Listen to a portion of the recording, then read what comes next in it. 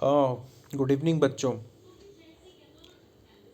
हम लोग class ninth की हिस्ट्री को पढ़ रहे हैं और सेक्शन 2 के चैप्टर्स हमें स्टार्ट करने हैं बच्चों। कल मैंने एक इंट्रोडक्टरी वीडियो आपको दिया था बच्चों। आज हम डायरेक्ट इस चैप्टर को स्टार्ट करेंगे। आपका चैप्टर नंबर 4 है, जो कि आपकी स्क्रीन पे दिखाई दे रहा है, फॉरेस्ट सोसाइटी एंड कॉलोनिज्म। तो बच्चों, मैंने कल के वीडियो में आप लोगों को थोड़ा सा इंट्रोडक्शन दिया था कि इस चैप्टर में हम किसका इतिहास पढ़ेंगे। बच्चों, जंगल में रहने वाले या जंगलों के आसपास रहने वाले जो समाज के लोग हैं, समुदाय हैं, जो कम्युनिटी है, उनके इतिहास के बारे में इस चैप्टर में हमें जानने को मिलेगा। और दूसरा जो मेन हेडिंग है वो है कॉलोनियलिज्म। कॉलोनियलिज्म मैंने कल आपको समझाया था कि जब एक ताकतवर देश दूसरे किसी कमज़ोर देश पे कब्जा कर लेता है और उसके बाद अपनी शासन व्यवस्था ज़बरदस्ती वहाँ लागू कर देता है, इस काम को हम कॉलोनियलिज्म या उपनिवेशवाद कहते हैं। तो इस उपनिवेशवाद की वजह से इस कॉलोनी बनाने की जो प्रवृत्ति थी ताकतवर देशों की, उनके द्वारा जंगलों में रहने वाले जो समाज के लोग थे, जो ट्राइबल पीपल, आदिवासी लोग थे बच्चों, उन पर क्या असर पड़ा, ये भी हम इस चैप्टर पे समझेंगे इस चैप्टर में बच्चों। अब हम लोग लाइन बाय लाइन चलते हैं।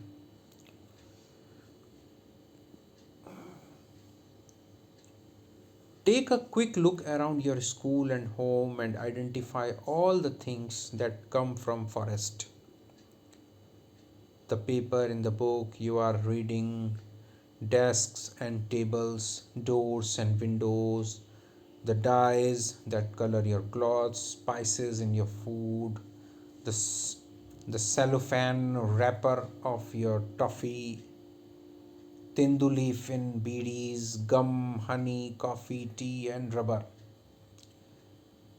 हाँ, ये कहता है कि आप अपने आसपास, अपने घर के आसपास, अपने स्कूल के आसपास चारों तरफ देखिए, सोचिए और पहचानिए कि ऐसी कौन सी चीज़ें हैं जो आप देखते हैं और जिनका उपयोग आप करते हैं, वो जंगलों से हमें मिलती है, वनों से हमें मिलता है। चाहे वो आपकी टेक्स्ट बुक का पेपर हो, डेस्क हो, टेबल हो, डोर्स, विंडोज़ हों, आपके कपड़े में जो कलर है, आपके कपड़े का जो रंग है, जो कि डाइज़ जिसको बोलते हैं, आपके खाने में पड़े हुए मसाले हों, आपकी टॉफ़ी, जो टॉफ़ी है उसके ऊपर जो रैपर है, बीड़ी आपने देखी होगी, जो कुछ लोग स्मोकिंग करते हैं, है ना। बीड़ी, जो बीड़ी है वो जिस पत्ते से बनती है, तेंदू पत्ता, वो हो, चाहे गम हो, हनी हो, कॉफ़ी, टी, मतलब everything what ever we use और what ever we see around us are directly और indirectly related to the forest. Do not miss out the oil in chocolates which comes from sal seeds, the tannin used to convert skins and hides into leather, or the herbs and roots used for medicinal purposes Forests also provide bamboo, wood for fuel, grass, charcoal, packaging, fruits, flowers, animals, birds, and many other things. In the Amazon forest or in the Western Ghats, it is possible to find as many as 500 different plant species in one forest patch. इस paragraph में बस बच्चों यही बताया गया है, यही समझाने की कोशिश की गई है कि जंगल हमें क्या नहीं देते, हर चीज़ देते हैं। चाहे वो हमारे पहनने का हो, चाहे वो हमारे खाने का हो, चाहे हमारे सिर के ऊपर जो छत है उसके लिए, हमारे बैठने के लिए फर्नीचर हो, एवरीथिंग, हर चीज़, फूल फल, खाने की चीज़, हर चीज़, सब हमें फॉरेस्ट से मिलता है। A lot of this diversity is fast disappearing. अब आते हैं हम लोग मुद्दे की बात पे। ये जो डाइवर्सिटी है, ये जो विभिन्नता है, डाइवर्सिटी मीन्स विभिन्नता, अनेकता, जो कि हमें जंगलों में मिलती है, ये बहुत तेजी से डिसअपियर हो रही है, समाप्त हो रही है, कम हो रही है, ख़त्म होती जा रही है।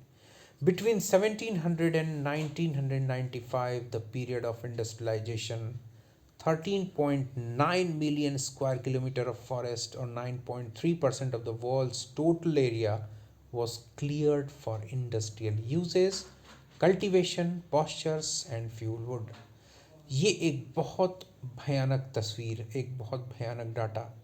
1700 से लेकर के 1995 तक, यानी 1700 से लेकर 1995 के बीच में जो औद्योगिकरण या औद्योगिक क्रांति का जो समय था, जो काल था, जो उद्योग धंधे, फैक्ट्रियों के लगने का समय था, पूरे विश्व में लगभग 13.9 मिलियन स्क्वायर किलोमीटर का जो जंगल है वो समाप्त कर दिया गया।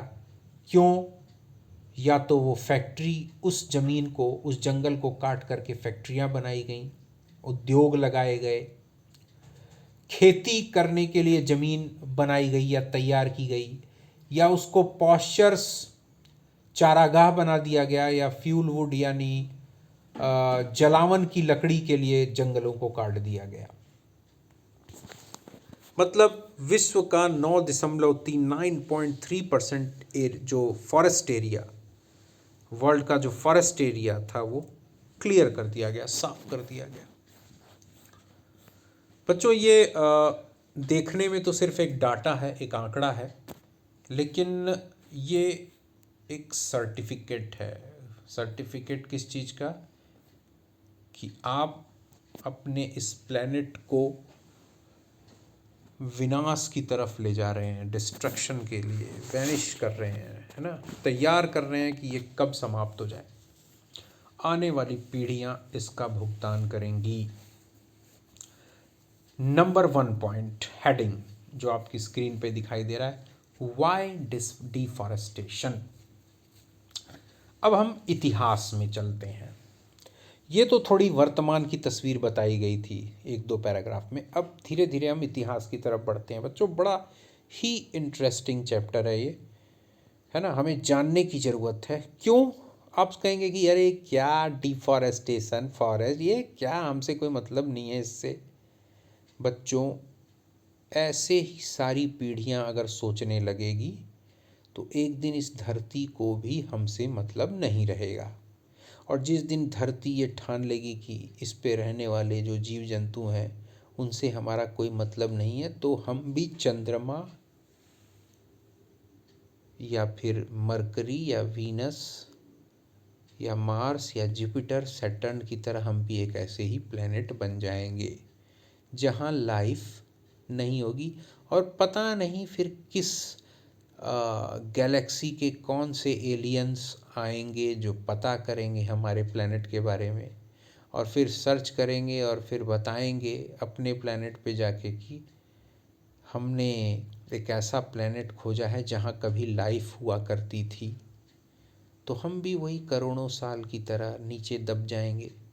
फिर शायद कोई हमें खोजेगा, और खोजेगा तो हम मिलेंगे किसके रूप में? पेट्रोलियम या कोल के रूप में मिलेंगे। तो बच्चों हम उसी तरफ जा रहे हैं। तो इस चैप्टर को पढ़ना बहुत इम्पोर्टेंट है। The disappearance of forest is referred to as deforestation. Deforestation का क्या होता है?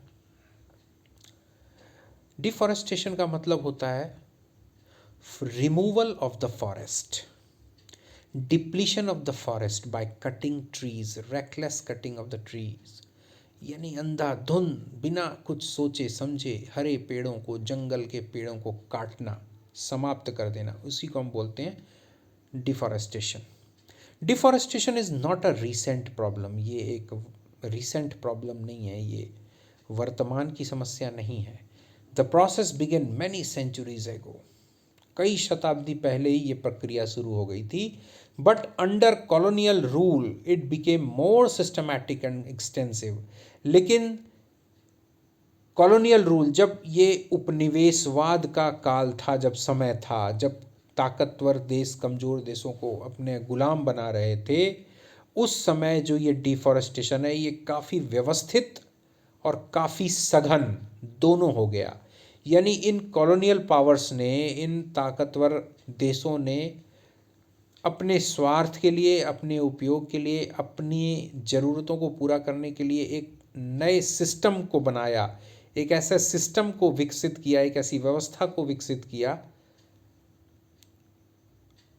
जो उनके फ़ायदे की व्यवस्था थी और जो बहुत ज़्यादा एक्सटेंसिव थी, यानी बहुत सघन तरीके से, यानी बहुत ज़्यादा, बहुत बड़े पैमाने पर डिफॉरेस्टेशन किया गया। Let us look at some of the cases causes of deforestation in India.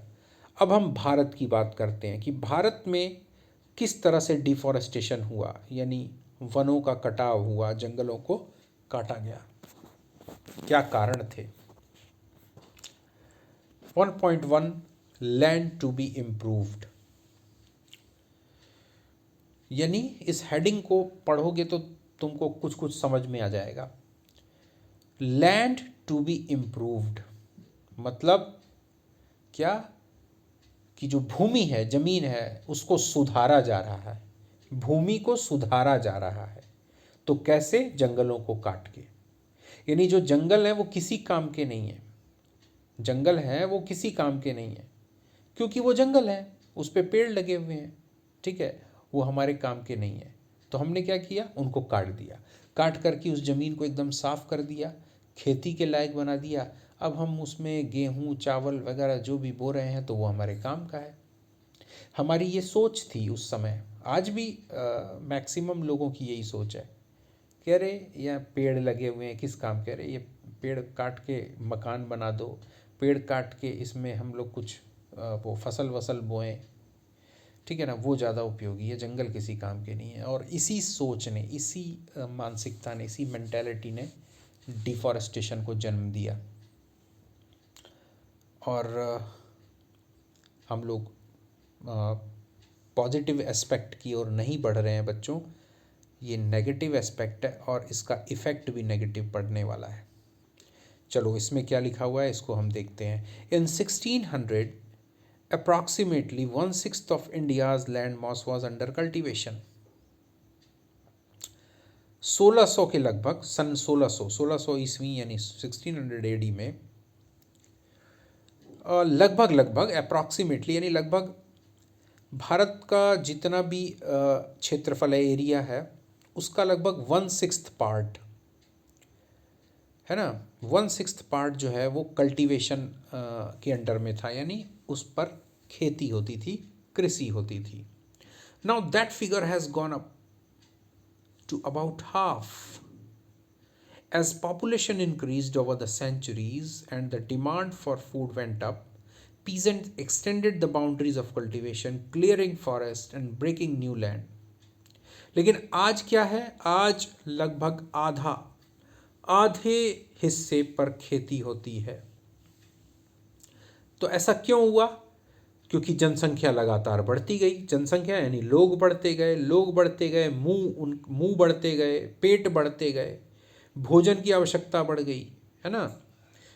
तो क्या हुआ?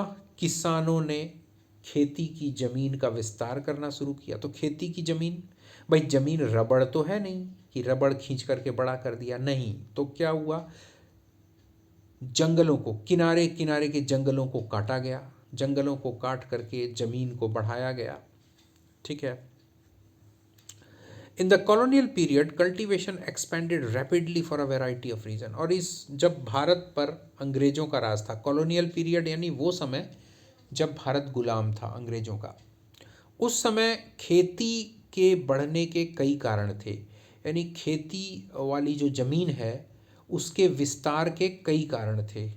First, the British directly encouraged the production of commercial crops like jute, sugar, wheat and cotton. पहला कारण ये था कि जो अंग्रेज थे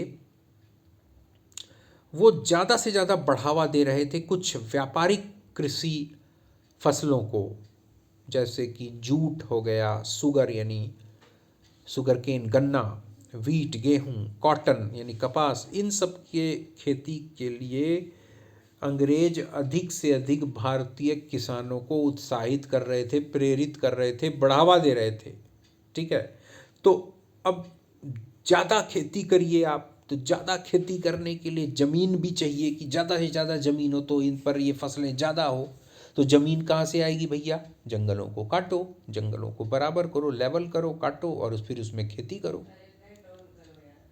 The demand for these crops increased in 19th century Europe, where food grains were needed to feed the growing urban population and raw materials were required for industrial production. अब क्या हुआ बच्चों, जो इन फसलों की जो डिमांड थी, खास तौर से यूरोप में, 19वीं शताब्दी के यूरोप में, जबकि यूरोप में शहरी जनसंख्या, शहर में रहने वाली जनसंख्या लगातार बढ़ रही थी, यूरोप में औद्योगिक क्रांति यानी इंडस्ट्रियल रिवोल्यूशन आ रहा था। ठीक है। फूड ग्रेन्स की डिमांड यानी जो खाद्यान्न है, खाने वाले अनाज की जो डिमांड है, मांग है, वो बहुत ज़्यादा बढ़ रही थी क्योंकि पॉपुलेशन, जनसंख्या बढ़ रही थी। इसके अलावा वहाँ की फैक्ट्रियों को कच्चे माल की आवश्यकता थी, रॉ मटेरियल की ज़रूरत थी। तो वो रॉ मटेरियल, कच्चा माल कहाँ से आएगा? ठीक है, इंडस्ट्रियल प्रोडक्शन। ठीक है, ये दूसरा। Second, in the early 19th century the colonial state thought that forest were unproductive.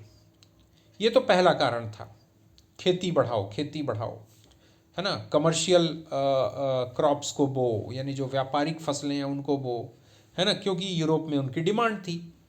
दूसरा कारण, 19वीं शताब्दी में या 19वीं शताब्दी के शुरुआती वर्षों में जो ये कॉलोनियल पावर था, यानी ये जो हमको गुलाम बनाने वाला जो हम देश था ब्रिटेन, उन लोगों का ये सोचना था कि जंगल जो हैं वो गैर उत्पादक एरिया, क्षेत्रफल होते हैं, यानी अनप्रोडक्टिव होते हैं, यानी इनसे हमको कुछ नहीं मिलता। ये जंगल हैं, इन ज़मीन है, ज़मीन के ऊपर ठूंठ से पेड़ खड़े हुए हैं, ये हमारे किसी काम के नहीं है। अगर ज़मीन खाली रहती, हम इस पे खेती करते, गेहूँ चावल और क्या क्या सब उगाते, तो हमको कुछ ना कुछ मिलता। ये जंगल किस काम के हैं? इस तरह की सोच, इस तरह की थिंकिंग जो जो कॉलोनियल पावर्स थी उनकी थी। They were considered to be wilderness that had to be brought under cultivation so that the land could yield agricultural products and revenue and enhance the income of the state. ठीक है। तो उस समय जो हमको गुलाम करने वाली जो सरकार थी, गुलाम बनाने वाली जो सरकार थी, यानी ब्रिटिश गवर्नमेंट थी, उनका मन था कि ये जंगल, खाली जंगलीपन को बढ़ावा देने वाले हैं, इसलिए इनको काटो, ज़्यादा से ज़्यादा ये इनकी ज़मीन पर खेती करो, जंगलों को काट करके खेत बना दो, इस पर खेती करो। इससे क्या होगा, ज़्यादा से ज़्यादा कृषि उत्पादन मिलेगा, है ना, ज़्यादा से ज़्यादा अच्छी फसलें मिलेंगी। जब फसलें मिलेंगी, फसलें कुछ ज़्यादा होंगी तो रिवेन्यू यानी लगान, किसानों से लगान वसूली भी खूब ज़्यादा होगी। और इससे क्या होगा, finally enhance the income of the state, यानी सरकार की आमदनी बढ़ेगी। So between 1880 and 1920 cultivated area rose by 6.7 million hectares। तो इसलिए 1880 से लेकर 1920 के बीच में जो खेती का इलाका है ना, जो खेती का क्षेत्रफल है, खेती करने वाली जो ज़मीन है उसका जो क्षेत्रफल एरिया है वो लगभग 6.7 मिलियन हेक्टेयर हो गया। We always see the expansion of cultivation as a sign of progress. और हमारे दिमाग में एक बहुत बड़ी चीज़ है, एक ऐसी मेंटेलिटी है, हमारी मानसिकता है कि जितनी ज़्यादा ज़मीन पर खेती होगी हम समझेंगे कि हमारे देश की उन्नति हो रही है, प्रगति हो रही है, विकास हो रहा है हमारे देश का, बहुत सारी ज़मीन पे खेती हो रही है। हमारी मेंटेलिटी यही है और उस समय के लोगों की भी मेंटेलिटी यही थी।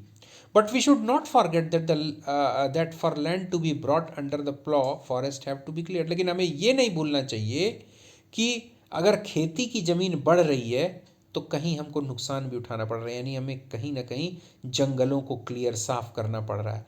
जंगल काट रहे हैं तभी ना खेती की ज़मीन हमें मिल रही है ज़्यादा, तो हम अपना नुकसान खुद ही कर रहे हैं। बच्चों, आज का वीडियो यहीं तक, ठीक है।